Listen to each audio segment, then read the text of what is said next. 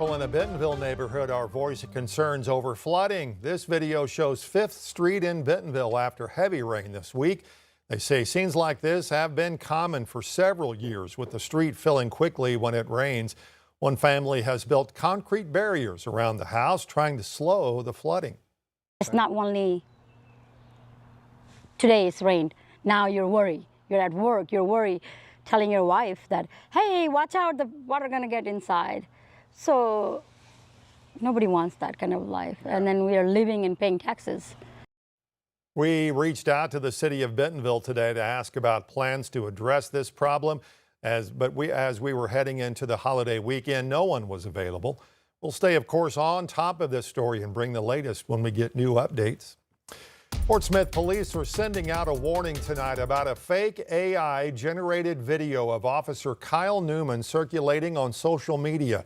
Police say that video appears to show Newman thanking the community for its support, even though he is still in the hospital.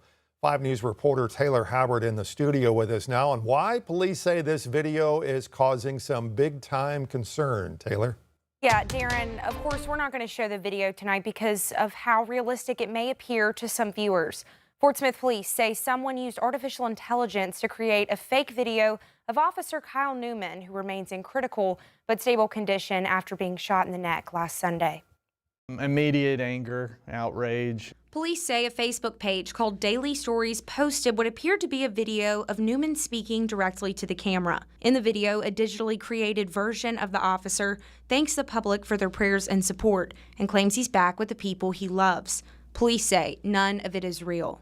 The family has enough on its plate to deal with right now without also having to have nonsense like that go out on a platform with such wide distribution. Mitchell says the video quickly gained attention. The department reported both the post and the page responsible, but as of Friday afternoon, the video was still online. What we're dealing with here, this isn't accidental. You know, this was a malicious piece of content that they knew what they were doing when they put it out there. The incident also highlights how quickly AI technology is evolving.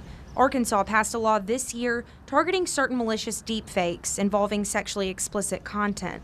But police say that law doesn't apply to a case like this, leaving few options when it comes to removing or investigating the content. We are at a point now where you can replicate pretty easily in world environments, personal likenesses, and just to think, put it all in perspective, where were we 2 years ago, where are we now? It's already reached a concerning level. Mitchell says people should verify information through reputable sources before sharing it online. He also encourages anyone who comes across similar content to report it to the platform and to the FBI's Internet Crime Complaints Center. All right, so having said all this and having figured this all out today, is there anything that police can do to actually stop this from happening? Yeah, well, that's one of the biggest questions here, Darren, because Mitchell told me law enforcement has very limited options when it comes to investigating content posted on social media. He said the department immediately reported the video to Facebook, but getting a real response from Meta can be challenging. He also described AI regulation as the Wild West right now.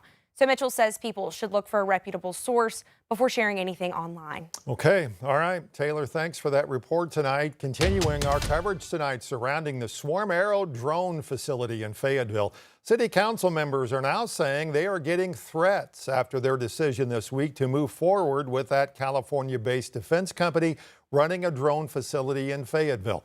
The company has faced public scrutiny, including an appeal to the city's Board of Adjustments from a resident citing a zoning issue. The company then filed an appeal with City Council that was approved in a 5-3 vote early Wednesday morning. One resident says he's been vocal since the beginning, but threats are not the way to go about this. I mean, that's not acceptable, but it's understandable that people who are paying attention to what is going on in the world and what drones are doing in the world could be upset with City Council for voting for the production of drones that kill in Fayetteville, Arkansas. Fayetteville police are investigating the threats. Now, Mayor Molly Ron's statement also releasing tonight to 5 News. It says, in part, unfortunately, Those behaviors have become a common feature of civic discourse at all levels of government. These are not Fayetteville values. Happening today, Director of National Intelligence Tulsi Gabbard announcing she plans to resign from the position at the end of next month. She says her husband's recent diagnosis with a rare form of bone cancer is the reason that she says she needs to step away. Kyle Busch, considered one of NASCAR's best drivers to ever compete in the sport. Before his death yesterday at the age of 41, he was set to take part in one of NASCAR's busiest weekends of the year. Carissa Lawson now has the latest from New York. We welcome you to the Charlotte Motor Speedway with extremely heavy hearts. As NASCAR fans around the world mourn, new details of the hours before Kyle Busch's death are emerging. I've got an individual that's shortness of breath, very hot, thinks she's going to pass out. A newly released 911 call describes the medical emergency Busch was experiencing while he was reportedly in a racing simulator on Wednesday. And it's producing a little bit of blood, coughing up some blood. According to the caller, he was still conscious at the GM Charlotte Technical Center in Concord, North Carolina. Busch was rushed to a Charlotte area hospital where he died the next day. Over a week ago, Busch was heard telling his crew he wanted to see a doctor right after a Cup Series race in Watkins Glen, New York. There were reports he was dealing with a sinus cold.